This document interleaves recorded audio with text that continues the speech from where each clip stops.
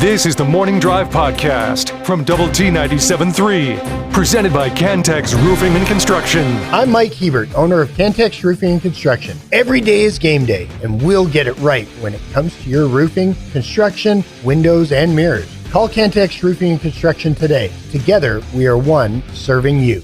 Us to continue our discussion of sport with you, with Jamie Lent and Jeff McGuire. I'm Chuck Heinz. Yates Flooring Center chat line is open. Go to the Double T 97.3 mobile app. It's presented by Happy State Bank. We have baseball. We'll get to that here in just a second. We get this from Gordo, Jamie.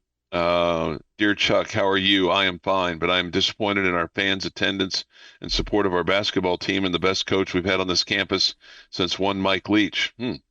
This pick was taken on the Yates Flooring Center chat line midway through the first half, and there are tons of premium empty seating. The upper decks were about as packed as a Class 1A 7th grade B basketball game. What else do people have to do in Lubbock on a Saturday? Thank you for the sports you give us.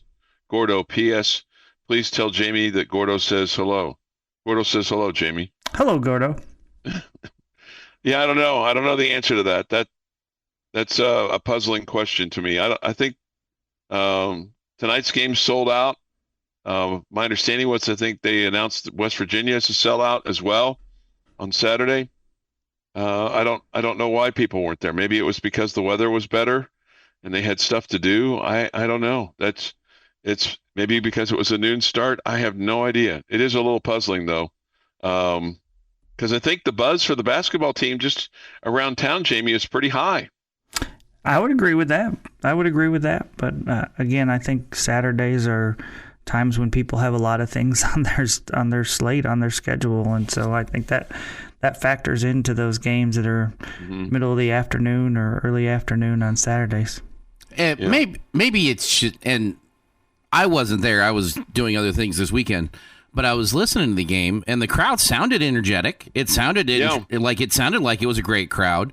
And maybe it's just I'm looking at the picture that Gordo put on the Yates Flooring Center channel line, and it doesn't look like a terrible crowd. It's not a fantastic crowd. It's not a phenomenal crowd. Don't get me wrong, but that doesn't look bad. Am I missing something? No, I think you are missing something because you're the number 9 team in the country. I mean, and I just kind of feel like if you're the number 9 team in the country, you ought to have a sold-out arena, regardless of what time it is. But that's just me. So I don't know. That's just it is a little puzzling to me. Dan in Dallas asked this: would 20-year-old Chuck have spent the night camping out to get into the basketball game? Absolutely. I think I would have. Certainly would have gotten there early. I mean, my college years, they weren't good enough to camp outside. So, at any rate, that was a missed opportunity for me because they weren't good enough. Big 12 basketball yesterday, UCF beat Utah in Orlando, 76-72. Utah will play at the McHale Center here in Tucson on Wednesday night. Arizona State winner over Kansas State yesterday at Bramlage, 66-54, and the K-Staters have dropped back, Jamie. So it probably if they're going to play postseason basketball, they either have to win the Big 12 or I don't even know if they're good enough to get into the NIT at this point because they're 7-9 and 13-14 overall. So they may be almost Gonzalez. Yeah, it feels like they're in a little bit of trouble, no question.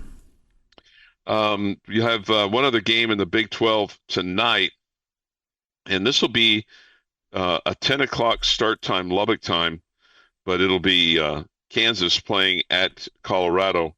Jayhawks are number 23. Colorado is 11-16, but have been playing better of late, but they're still probably, they would have to win the Big 12 to have any kind of chance at any kind of postseason play. But they've won 2 games. They're 2-14, and they're 11-16 overall. Let's move to baseball. It wasn't the weekend that you wanted, losing 2 of 3, including yesterday's game, 11-10, after winning Saturday 15-12, and then losing on Friday 6-4. Your takeaway from the weekend, Jamie? Well, your offense cost you on Friday, where you just couldn't get a key hit when you needed to. 0 for 11 with runners in scoring position. You lose by 2, and then yesterday, just just bad baseball. Just gift wrapped a win for UC Irvine. 7 of the 11 runs that they scored were put on base via either a free pass or an error. 3 more unearned runs. You've now given up 14 unearned runs already this season. Offense was great for the second consecutive day, and it was good to see those guys get the bats going this weekend. But you got to play cleaner baseball. That was bad baseball yesterday, and we can give UCI all the credit that we want, because they deserve plenty. They're a good team. They really are. But at the same time, you just gave that one away. You had 7 walks by your pitchers, but 5 errors by your defense.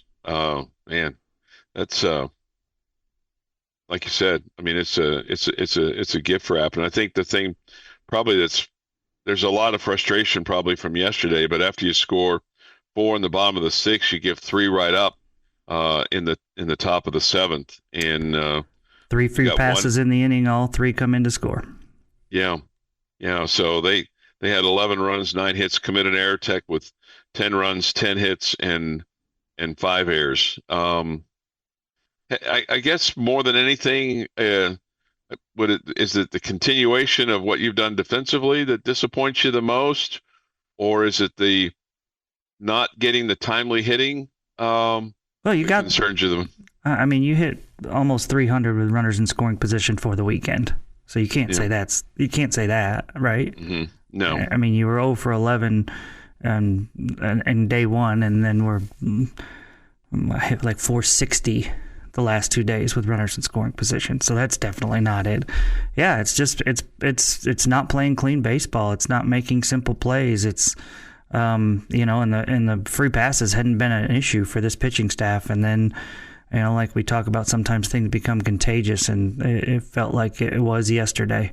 That had not been an issue, and it surely was yesterday. It was a big issue, and you talk about, you heard it since the beginning of time when it comes to pitchers. If you're throwing strikes, your defense behind you is on their toes, they're ready to go. If you're going to 3 ball counts and every batter, it feels like that your defense starts to relax a little bit, and they're not on their toes, and and they don't play as well defensively. And I'm not saying that was the only factor in it, but I'm sure it was a part of it yesterday. It wasn't clean baseball, and it's kind of how you finished the game on Saturday afternoon, which was a little bit bothersome. Even after you won that game, I kind of had a bad taste in my mouth after winning the game, just because it was really ugly in the last couple of innings. You somehow survived just because your offense had been so good, and then that continued, into the game yesterday, which was again, that was by far the worst you'd played this season. It was ugly, and there's no question about it. So you just hate giving up all the free passes, and you hate giving up unearned runs, and it's been a problem so far. So I was listening yesterday, and I think it was in the late stages of the game. Maybe it was the 7th or 8th inning, and the defense kept shifting around. And I think you made the point that you felt like that it was like they were moving between third and short based on where they thought the ball was going to go, so that you would have your best defensive player at that spot. That was unusual, wasn't it, yesterday? Yeah, and ultimately, I really truly, when I dove into it, I feel like you had a guy in Peyton Schultz in the game who's had a bad hamstring, and I wonder if they were trying to avoid him having to, go hard for a ball one way or the other. So trying to kind of cover that up a little bit. It was definitely interesting. Yeah, it was like it's just kind of weird how that was like, well, now he's here, and now he's here, and now he's here. So But you guys The Morning Drive podcast from Double T 97.3 is presented by Cantex Roofing and Construction. Time for this day in sports history. Today is February the 24th, 2025. Here is Jeff McGuire. Yeah, 1932, gentlemen. Malcolm Campbell sets the world land speed record of 253.96 miles per hour, driving his famous Bluebird car at Daytona Beach, Florida. And it would be lapped by Chuck's Pinewood Derby racing car. Oh, please. I knew that was coming. I did too. If I'm talking about an all-time speed record, yes, we are talking about your Pinewood Derby car that you said went 500 miles an hour. I didn't say it went 500 miles an hour. Maybe 3. Which is still faster than the 253 miles an hour that was broken today in 1932. 1970, guys. Greg Lowry scores 32 points as Texas Tech beats Rice 78-66 for their 7th win in 8 games and 6 straight in a Lubbock victory. Nice. 1978, Kevin Porter from New Jersey sets an NBA record with 29 assists in a game. I think we found Jamie's new favorite player. Yeah, like a guy that's not afraid to pass. I don't even remember that name. What year? 1978. 78. Okay. 1980. Big game, 1980. Kind of wish we'd been here yesterday, but on this day, U.S. ice hockey team clinches the gold medal with a 4-2 win over Finland at the Lake Placid Winter Olympics. This comes after the 4-3 Miracle on Ice victory against the Soviet Union. This was the gold medal game. Remember, right. Beating the Soviets just got you to the gold medal game. 2013, 55th Daytona 500. Jimmy Johnson wins the second Great American Race. Wins his second, Great American Race. Danica Patrick, first female to start from the pole position. Also, best ever finished by a woman at Daytona. She finished 8th. In 2018, the number one ranked Texas Tech track and field team made program history, securing their first ever Big 12 indoor track and field championship title with 143 points on the men's side. Congratulations, Coach Kitley. They might win both of them this year. Might. Both the men and the women. I had a National Cupcake Day, I think. I had it. I forgot to write it down. I'm a terrible person. I will effort that when we come back. I'm a big fan of the cupcake. I think it's Cupcake Day. I'm almost positive it's Cupcake Day. If not, I'll tell you in a minute. It seems like every day should be, so. Yes, not going to argue. Happy birthday to Phil Knight, who's 87. Billy Zane, 59. Kristen Davis, 60. George Thurgood, 75. Eddie Murray, 69. Jeff Garcia is 55.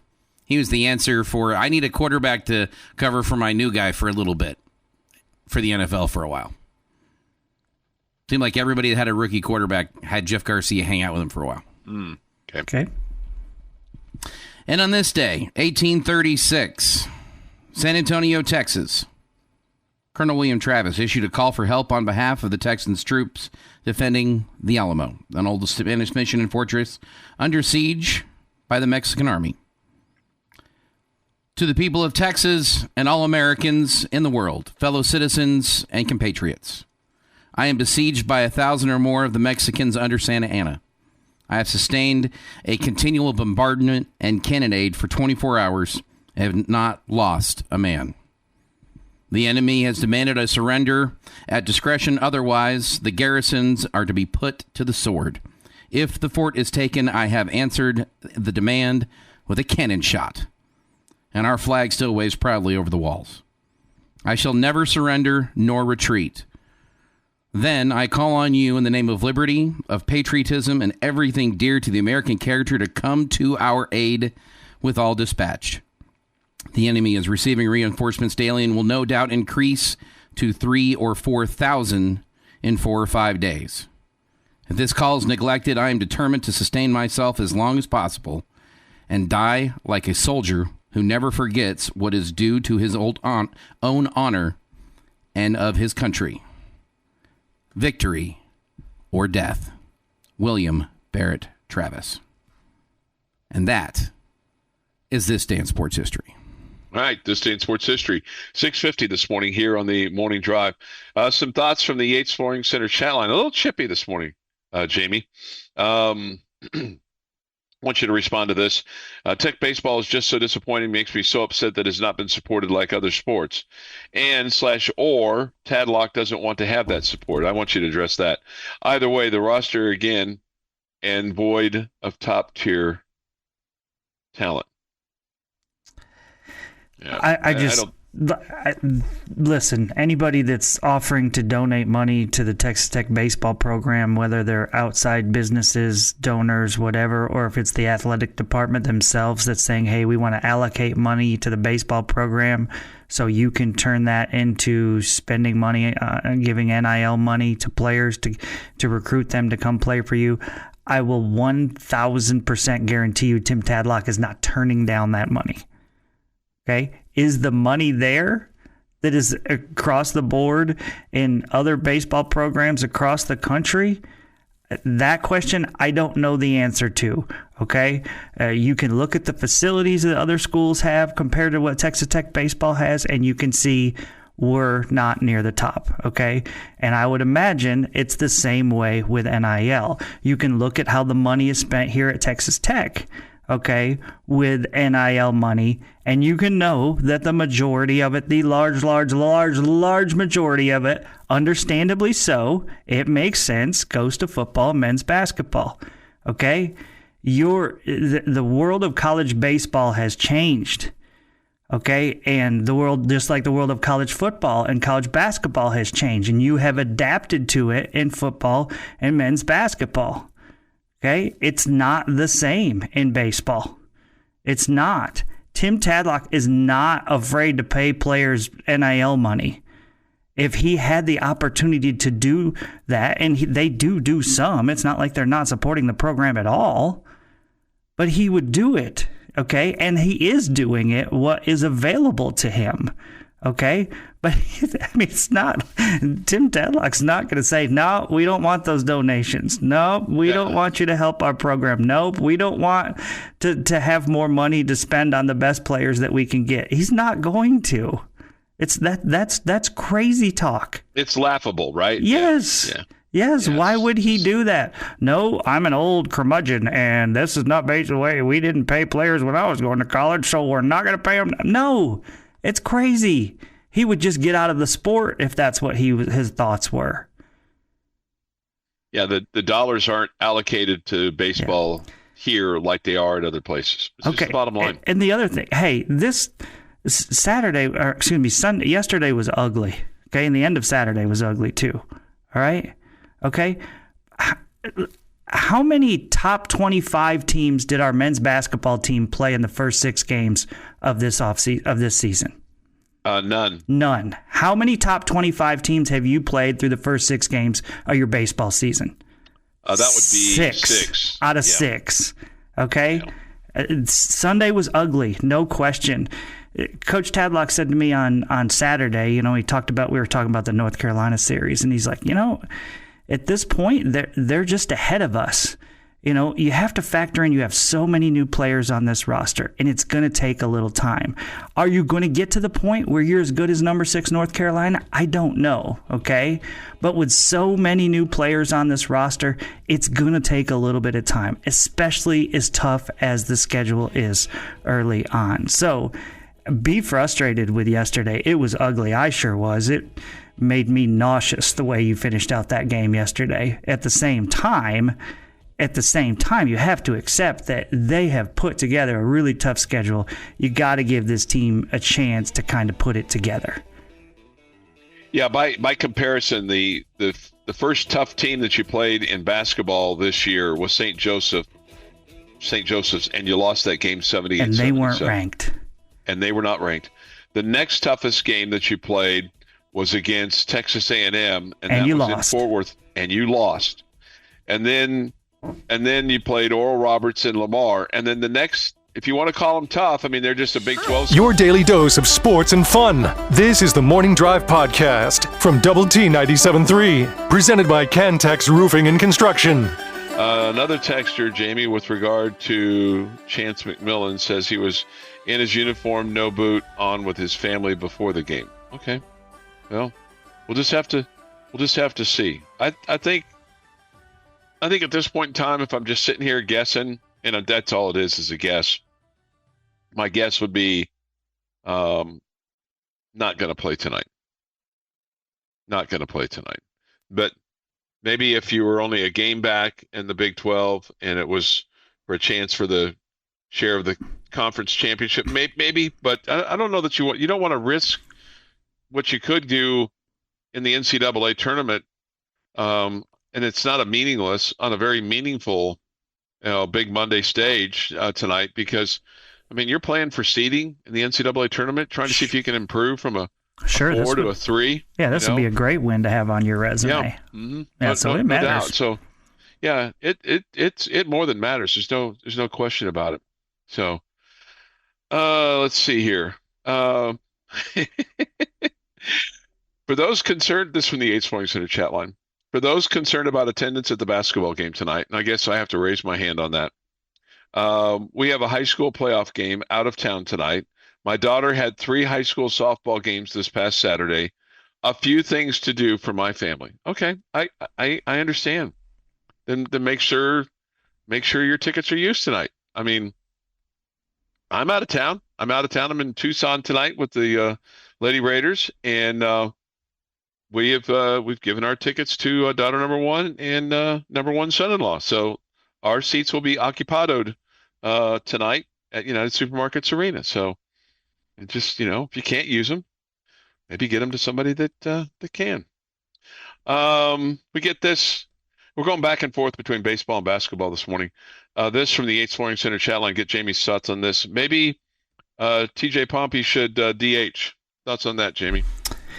There's no question that Coach Tadlock and his staff right now have to figure something out defensively. There's just too many miscues right now that are costing you extra pitches, extra runs given up, extra base runners, puts more pressure on the pitchers. As far as the error on TJ yesterday, I thought that one was a tough call. That was a horrible, horrible hop. Ultimately, that run was the winning run in the game, but it took a terrible hop on a ball that he was coming in on, and all of a sudden it hopped up and almost hit him right in the face. He was lucky to get his glove up to knock it away, but it's not just TJ Pompey. There were errors. Every one of the infielders had an error this weekend. So, whether it was third, short, second, first, spreading the wealth, I guess, is what you would say. But it's got to get better. And Coach Tadlock and company, they have to figure out what they're going to do there. You got to find a way to play better defense and support your pitchers more. Yeah. Do you think some of Pompey's problems is learning the new position for when to charge and when to go back? I feel like I don't want to say guessing wrong, but I think he's run himself into a couple of errors. I think there were a couple of tough ones that was a factor in Chapel Hill. I didn't think there was this weekend. Yeah, the one that you're talking about. The one error the other error that TJ had was on a ball where he had made an amazing play in the hole, sliding to come up with a short hop. This was in Saturday's game, I believe. Yes, Saturday's game. He came up with a short hop, and then he hopped up and just threw low. He made a great, great defensive play and then just made a bad throw. The one yesterday, it kind of sounded like if you had, if you were the scorer, that you would have scored that a hit. I would have. I thought that was a tough call, and I'm usually pretty tough on guys, but I thought that one was a tough one. Yeah. I thought the error on your right fielder on the ball where he's reaching up at the wall and he can't extend his arm because he hits the wall and goes off his glove. They called that one an error as well. I would have called that a hit as well. I think this is a good question. I don't know if you know the answer to it or not, and maybe this is a question for Coach Tadlock tonight. This person says, Jamie, it's so strange watching a Tim Tadlock team continue to make so many mistakes defensively. It's like a continued hangover from last season. What is with that? Man, it just, I agree with the first sentiment. That's just not who you've been over the years. But I think it boils down to the players that you have, right? I mean, you can get better and you keep, working at it and all that good stuff. But, I mean, when you step on campus, you're usually, just like when you come as a basketball player, you can usually, okay, well, he may be really good at, playing defense, but his offense isn't as good. Or if you're a football player and you're a quarterback, you're like, well, he throws the deep ball really well. He's got a strong arm, but he's maybe not as accurate. Okay, well, you recruit these guys in and you recruit them for, certain ways, and you think, okay, well, this guy's a great offensive player. He's going to do great things for us at the plate, but we feel like he's got to improve on defense. And the crazy part about TJ Pompey, as I've been told by members of the staff, is when TJ, was recruited, he was a fantastic defensive player. There was never any question about his defense. They wondered, would he be able to hit at this level? But they thought his defense was terrific. And now he's killing it at the plate. He's your best hitter right now, and was very good last year as a freshman. His ups and downs, but still had really good numbers, 10 homers and almost 50 driven in as a freshman is a really good season. And he's off to a terrific start this year offensively. But unfortunately, it just looks like a guy that's, in some regards, maybe a little case of the yips as far as he's just struggling with his confidence. And I think you can think about players struggling with their confidence. You don't necessarily think about them catching or fielding a ball. And I think right now he's struggling with his confidence fielding a ball. And so, some people have said to me, I think he's probably going to turn into an outfielder at some point in his career. That may be the case. I don't know. But the tough part about it is he looked really good playing third base in the fall. He looked good in the spring scrimmages, and they had a couple tough ones early on there in Chapel Hill, and it looks like you can almost wonder if it's got to him. It's in his head a little bit. Yeah.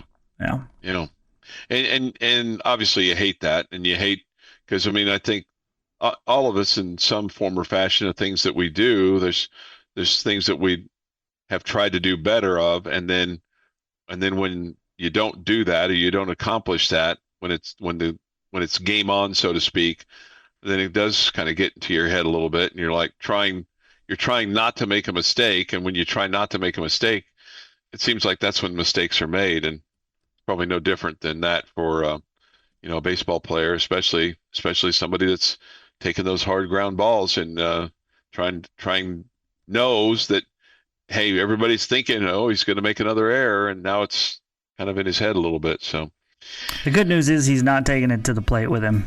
He's swinging it really well. Right. So that's good. The Morning Drive podcast from Double T 97.3 is presented by Cantex Roofing and Construction. Jamie's question of the day on Double T 97.3 is brought to you by Connecticut of West Texas. All right, guys, we're going to go back to one that we've touched on before, so give it a little bit of an update here.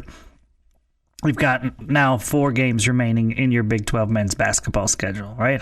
Home for Houston, on the road at Kansas, home for Colorado, on the road at Arizona State. I want you to tell me what you think the record will be in those 4 games, and then I want you to tell me where you think Tech is going to end up finishing when it comes to seeding for the Big 12 tournament. Okay, so today is February 24th, so I'm gonna make note of this for the last 4, and then where you're going to finish here in the college basketball season in terms of the Big 12. I'm going to be bold, Jamie. You're going to win all 4 of them. You're going to win tonight. You're going to win Saturday in Lawrence. You're going to beat the Jayhawks back-to-back for the first time in program history. You'll win at home against Colorado, and then you'll go out to Tempe to take on Arizona State. They just dismissed one of their leading players. Who knows? Maybe that's addition by subtraction by getting rid of that guy. But I think you'll finish 4th, and then, finish 4-0, and I think you'll finish 2nd in the Big 12. Okay, Jeff? I got you finishing 3-1. This Houston game, you're either going to win Houston or win Kansas. I think you're going to lose Houston, which gives you the win in Lawrence, and I'll take that without hesitation. Where you finish, that's a lot harder because Arizona's got Utah, Iowa State, Arizona State, and Kansas to finish up their year. In order to finish second, they've got to lose 2 if I think you're losing 1. I don't think they're going to lose 2 in that. So I think they're also going to go 3-1, probably splitting Iowa State and Kansas. So you're going to be tied for second, and I don't know who has the tiebreaker to finish second or third, but I'll say tied for second in the Big 12. Okay. Okay, I'm going to say 3-1. I think tonight is where your loss comes in. I think Arizona is going to lose a game at Iowa State. So I think Iowa State is going to go undefeated. So that would put them at 15-5. You at 15-5. Arizona will have a loss. Okay, they will be at 15-5. So a 3-way tie for second place. Now we get into the tiebreaker stuff, right? You don't want to be in a tie with Iowa State because they have the head-to-head with you. You've split with Arizona. Okay, and so I think you start going to wins against the top teams and all that.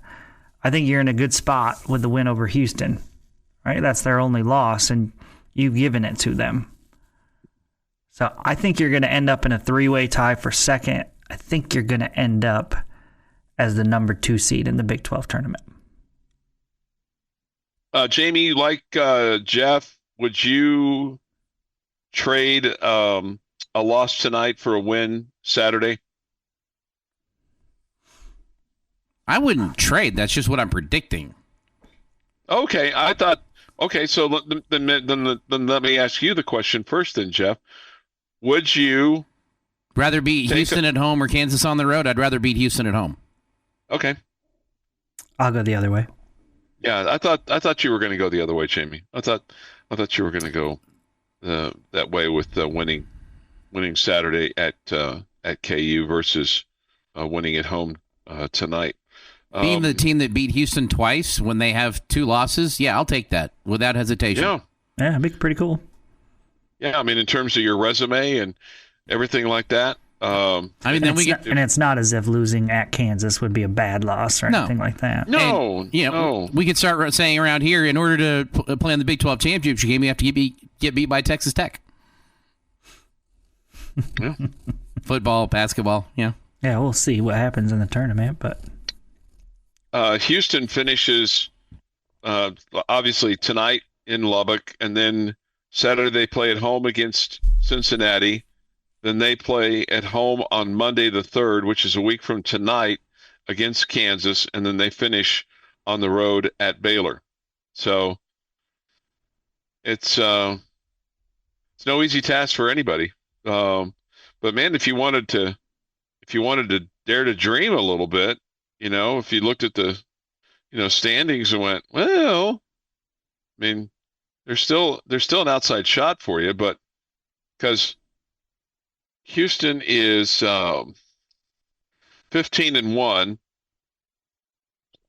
Hard to believe that they're going to lose 3 of their last 4 games, right? Yeah. Well, why not just lose them all? I mean, if we're talking about Houston struggling so much, Houston is not losing 3 of their last 4, Chuck. You can pretty much you can start carving their name into the Big 12 regular season championship cup. Yeah. They get a cup. Trophy. It's a trophy. Yeah, it's a trophy. Okay. It's that. I think they've changed it from the salad bowl. Okay, that's what I was thinking of. Yeah. Yeah. Bowl, not cup. But I can't remember if it's still the kind of the salad bowl thing or not. I mean, it's cool to have, right? No question, no doubt, man. It's cool to. We love seeing our guys raise those things. Yeah, no question. Raise your salad bowl. Yeah, right. So, just one thing that just kind of stood out to me, just in kind of looking at things. So, Texas Tech going into the ball game tonight, you have outscored your opponents by 56 points in the first half. This is going to be why it's important to get off to a good start, okay? And Houston has outscored its opponents in Big 12 play by 135 points in the first half. Now, in the second half, they've only outscored their opponents by 81, and you could make a case, well, probably had a pretty big lead. But Texas Tech in the second half has outscored its opponents by almost 100 points. It's 89 points in the second half. You've outscored your opponents. The movie would be better, though, if you had a slow start. The movie they're going to make about the game. If you start off like 0 for 7 from the field and they jump out to this huge lead, and you come back and win it, it's a much better movie. Please no. Please no. I think it'd be great to get off to a great start and then just keep your foot on the pedal and going, because I think the energy of the crowd and the atmosphere is going to be worth 3 to 5 points. Your daily dose of sports and fun. This is the Morning Drive Podcast from Double T 97.3, presented by Cantex Roofing and Construction. Good morning with Jamie Lent and Jeff McGuire. I'm Chuck Heinz. We come to you from the First United Bank studio and look forward to continuing to hear from you today on the Yates Flooring Center chat line. Go to doublet973.com for that, or the mobile app. The Visual Edge IT hotline is open too at 806-771-0973. Well, 12 hours from now, Jamie, they'll tip it off at United Supermarkets Arena. Kids will get to come inside from their camp out over the last few days. And we should have a pretty raucous arena tonight for number 5 Houston and number 9 Texas Tech, at least until the rankings come out. Here's a question for you. Is this as big a game as we've had in Lubbock in maybe ever in the history of the United Supermarkets Arena, or certainly in the last 6 years? Games that affected conference championship potential a little bit more than this, if memory serves me correctly. Yeah, there was a Kansas Texas Tech game. There was a Texas Tech Baylor game back in the day. So this is a top 10 matchup, and that's a big deal. And I definitely think it's a big deal. But at the same time, the Big 12 championship's really already been decided. I guess Houston's going to win it. Yeah, if you were one game back and had a chance to win the conference championship, especially since you'd beat them the first time, I would elevate this one a little bit more. Yeah, I think this. I'd have to talk to the historians, because sometimes my memory isn't the best, or I forget about things. And I like we all do. We all suffer from some recency bias, but I think this is a top fiver for the United Supermarkets Arena. Yeah, I don't think I could probably argue. I don't think I can argue with that. I think you're probably right. Just in terms of what is on the line, because you got while you say it's decided, and I don't disagree with you, because Houston would have to collapse, right? Yes. And I just don't think Kelvin Sampson's going to let us. And I don't think it's too much of a veteran team. They got too much going on for them to collapse. But I think this game tonight is, it's obviously huge from an NCAA tournament standpoint. It's huge from seeding. I think too, you win this game. And I know that they're going to say that the Big 12 tournament is important. It's important to go up there and probably win a game. But, in terms of, if you beat Houston twice at their place and at your place, and then let's just say you go 3-1 in your last 4 and you win one game in the Big 12, you're going to be a 3 or 4 seed in the NCAA tournament. And that's the most important thing right now. For the Red Raiders, is putting yourself in a good spot for the committee and Selection Sunday and getting the right draw and all that kind of stuff. Now, somebody says this is a revenge game for them and a seeding game for us. Mm-hmm. Okay. Yep. I agree with that.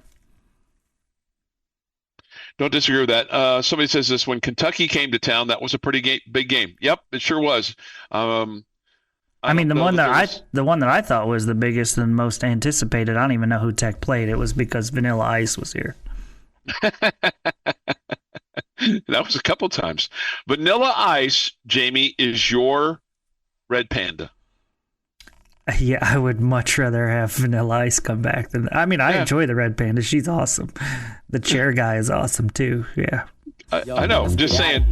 For if you're looking at halftime acts, mine is the red panda and yours is Vanilla Ice. I wouldn't want to see Vanilla Ice every year. It was such a interesting situation that year that it was so much fun. No, but every other year would be fine. And I don't disagree with this. Chris Beard coming to town with Texas was pretty big, Chuck. LOL. Yeah. Yes, that was awesome. Yeah, no question. Because there's games where you go, okay, well that's a highly anticipated matchup, but there really wasn't a whole lot on the line. It's kind of like the Kentucky game. That was a Big 12 SEC game. Man, there was a lot on the line when Chris Beard came here. Yeah. There was a lot on the line. No question. Pride and defending home court and, kind of just showing him. And rivalry and everything. Yes, shoving things wrong. down somebody's throat and all that. Yeah. You're not wrong by any of that. It's just, I could make a case that tonight's game, from a just basketball standpoint, is bigger than that game and is bigger than the Kentucky game. That's just kind of how I see it.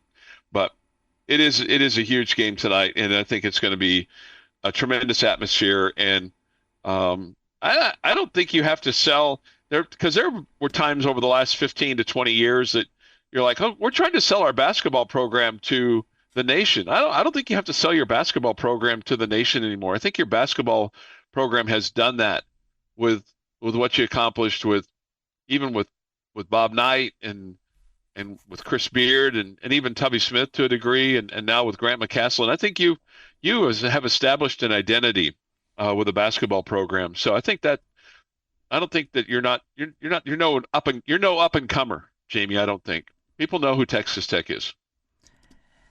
I think that's fair. In men's basketball. I mean, you've done enough that people respect the program, and that's with multiple head coaches. I mean, that whole playing in the national championship game thing. That'll do that for you. That'll help, yeah. Absolutely. And what you did leading up to that too, and kind of how you haven't gotten back obviously to a Final Four, but I mean, you've gotten back to a Sweet 16, and it looks like you've kind of survived a coaching change. You haven't kind of survived. You've built it up better than where Mark Adams left it. Somebody says this, don't forget Houston is playing for a seed also. They are a borderline 1 seed. Yeah, no, I think that's fair. And this would be a good win for their resume as well. Mm-hmm. And I think if they win out and they just lose the one game in the Big 12 or whatever it is, I think they deserve to be a 1 seed. I would agree. That's pretty impressive. I would hope that they would be a 1 seed, frankly, because if you go 18, 19-1 in the Big 12, you should be a 1 seed. All right. This has been the Morning Drive Podcast, presented by Cantex Roofing and Construction. Check out our library of Double T 97.3 podcasts at doublet97.3.com.